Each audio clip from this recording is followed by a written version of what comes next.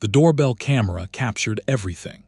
A man dragging something heavy wrapped in fabric across the pavement at 4:00 a.m., struggling with the weight as he pulled it toward his car. Inside that bundle was his wife. Sheylla Cabrera arrived in the United States from Peru with a dream that millions of immigrants share to build a better life for her family. At 33 years old, she had become exactly what she hoped to be: a loving mother to 3 young sons, ages 9, 6, and 4, living in Lancaster, California. Those who knew her described her as an unconditional friend, a loving mother, and a hard worker. Sheylla's friends in Lancaster saw her as someone who radiated warmth, despite carrying burdens that would have crushed others. She worked tirelessly to provide for her 3 boys, maintaining the kind of positive energy that drew people to her. In her small apartment on Lancaster Boulevard, she created a home filled with love for her children. But there was something Sheylla kept hidden beneath that bright smile, something dark that only those closest to her knew about.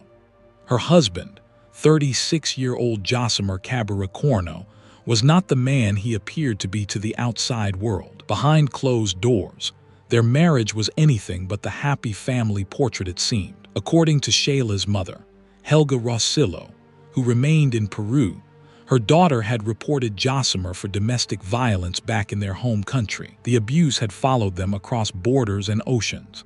It wasn't just Sheylla who suffered. Rosillo stated, "She told me that he hit her, mistreated her, and even slapped my youngest grandchild, who is just 3 years old." For years, Sheylla endured physical and verbal abuse, trapped in a relationship that grew more dangerous with each passing day. Her friends watched helplessly as she struggled with an impossible decision: stay and endure the violence or leave, and risk losing her children to a man who repeatedly threatened to take them away from her if she tried to escape. Elizabeth Rousseau, one of Sheylla's friends, explained the terrible bind Sheylla found herself in. She said she was just too scared because he would always threaten to leave with the kids. "So I think that was her fear. If she did anything, he was going to kidnap the kids." Those threats had kept Sheylla trapped for years, but by the summer of 2025, something inside her had shifted. The years of abuse had worn away her hope that things would somehow improve, and staying had become more dangerous than leaving. By early August 2025, Sheylla had reached her breaking point. Friends revealed that Sheylla was in an abusive relationship and had asked her husband for a divorce. This wasn't a decision she made lightly. She understood the danger that came with leaving an abusive partner, but staying had become impossible. On August 9th, Sheylla spoke with her parents in Peru and told them of her plans to leave Sheylla and take their 3 young children with her. It was a conversation filled with both determination and fear. She knew she needed to protect herself and her boys. Sheylla's mother says that the last time they spoke, her daughter told her she would be filing a report against Sheylla in Lancaster. That conversation would be the last time she would ever hear her daughter's voice. In the apartment on Lancaster Boulevard, tension filled every room. Sheylla knew what was coming. His wife, the woman he had controlled through fear and violence for so long, was planning to leave him. The mask of control he had worn for years was slipping, and beneath it lay something far more dangerous than anyone had imagined. Another friend tearfully recalled during a vigil, "This is really hard for me right now because we tried to get her out." The community had seen the warning signs. They had tried to help, but domestic violence cases are notoriously difficult to escape, especially when children are involved and the abuser makes credible threats. What Sheylla didn't realize was that Sheylla had no intention of letting her go. In his mind, if he couldn't control her anymore, then no one would have her. August 9th was the last day Sheylla Cabrera was seen alive inside the Lancaster apartment. On August 10th, the unthinkable happened. The exact details of the murder remain sealed in court documents, but what investigators pieced together paints a picture of calculated violence. Prosecutors alleged that Sheylla killed Sheylla on August 10th at the Lancaster apartment, where they and their 3 children lived. Special circumstances filed by the district attorney's office alleged that a knife was used in the killing, This wasn't a crime of passion or a momentary loss of control. This was deliberate. This was final. Somewhere in that apartment were three young boys unaware that their mother was being murdered by their father. Three innocent children who would have their childhood shattered, their mother stolen from them in an act of unthinkable cruelty. After killing Sheylla, Josimer had to hide what he had done. He wrapped her body carefully in a large piece of material, fabric that would later match exactly what investigators found in surveillance footage. He moved methodically, a man operating on autopilot and dark purpose rather than panic. This was a man who had already decided on his next steps, who had a plan for disposal and escape.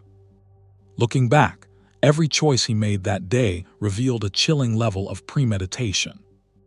In the early morning darkness of August 10th, still hours after the murder, Josimer began the process of covering up his crime. The apartment complex was quiet. Most residents were asleep.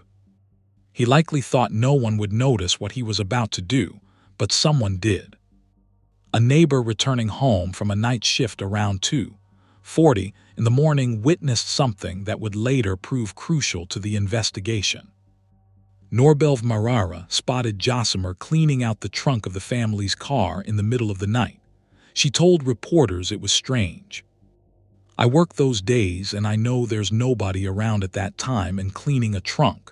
I thought it was scary." She didn't know it then, but she was watching a man prepare to dispose of his wife's body. What happened next was captured on camera, a moment frozen in time that would seal Josimer's fate. Surveillance footage from a neighbor's Ring doorbell camera recorded something that would become the centerpiece of a murder investigation. In the grainy video timestamped around 4:00 a.m. On August 10th, a figure can be seen struggling with a heavy wrapped bundle. The footage showed a man dragging something that clearly contained significant weight, pulling it across the ground with obvious effort.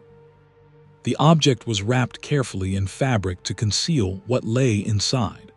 What the camera captured was Sheylla Cabrera dragging his wife's body from their apartment. He loaded Sheylla into the trunk of the family car and drove her to the Angeles National Forest, a vast wilderness area about an hour north of Lancaster. The forest, with its steep canyons and remote embankments, stretches for miles of rugged terrain. It had become, tragically, a dumping ground for those trying to hide terrible crimes. Josimer navigated the dark roads leading into the forest. When he found a suitable location, he pulled Sheylla's body from the trunk and threw her over the side of an embankment, discarding her among the brush and rocks like she meant nothing. He then returned home to his three sons and began constructing the lies that would buy him time to escape. 2 days after Sheylla was murdered on August 12th, concerned friends reported her missing to the Los Angeles County Sheriff's Department.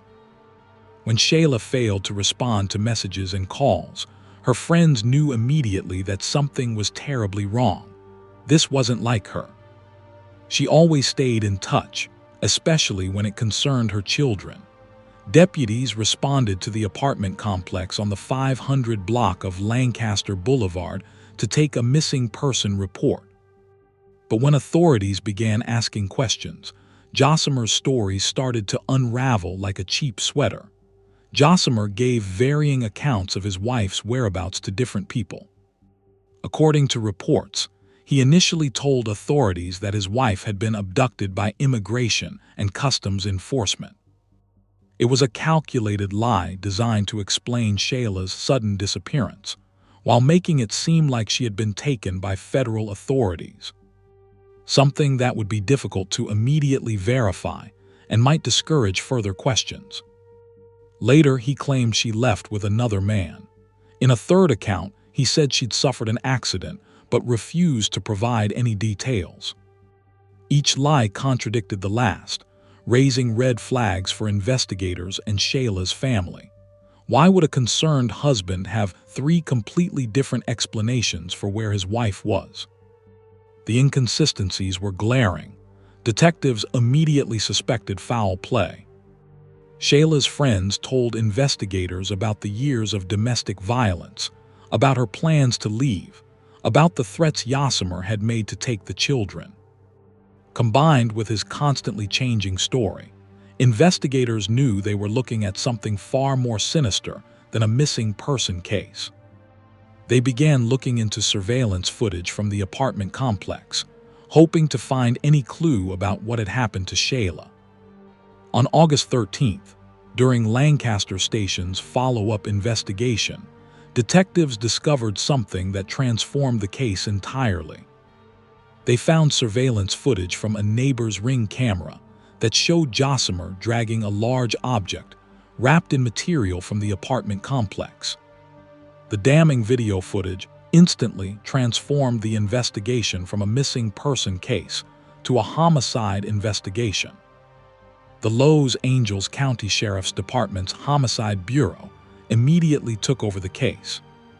Detectives contacted the Crescenta Valley, Altadena, and Montrose Mountain search and rescue teams, who immediately began searching large areas of the Angeles National Forest.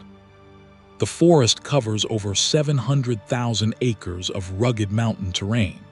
Finding a body there would be like finding a needle in a haystack, but investigators had to try. Meanwhile, detectives worked in conjunction with the Mexican General Consulate and the Peruvian General Consulate, issuing alerts for Sheylla Cabrera. They had learned something else deeply concerning. Yasser and the couple's 3 young children were also missing. Investigators believed Yasser had already fled to the United States, likely taking his sons with him back to Peru. On Saturday morning, August 16th, shortly after 10:00 a.m., investigators received a call from the Montrose Mountain search and rescue team. They had found something. The rescue team reported they had spotted an object similar to the material that was seen being dragged by Yasser in the surveillance footage. The object was located over the side of an embankment in the Angeles National Forest in a remote area about an hour's drive from the Lancaster apartment. Homicide detectives rushed to the scene. When they examined the material more closely, their worst fears were confirmed. The investigator responded to the scene, and it was discovered that the material contained the body of Sheylla Cabrera, who was pronounced deceased at the scene. The evidence was undeniable. The video showed Yasimer dragging something from the apartment. That something was his wife's body, and now that body had been found exactly as the evidence suggested. For those who loved Sheylla, the confirmation was devastating. Their friend, their neighbor, the smiling mother who worked so hard for her children, had been murdered by the man who claimed to love her and discarded like trash in a remote forest.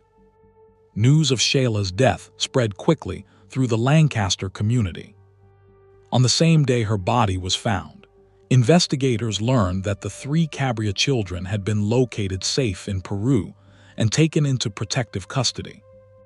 At least the boys were safe, but their mother was gone and their father was a fugitive wanted for murder. That evening, loved ones held a vigil for Sheylla outside Lancaster City Hall. Women and neighbors held signs reading "Justice for Sheylla" and not one more.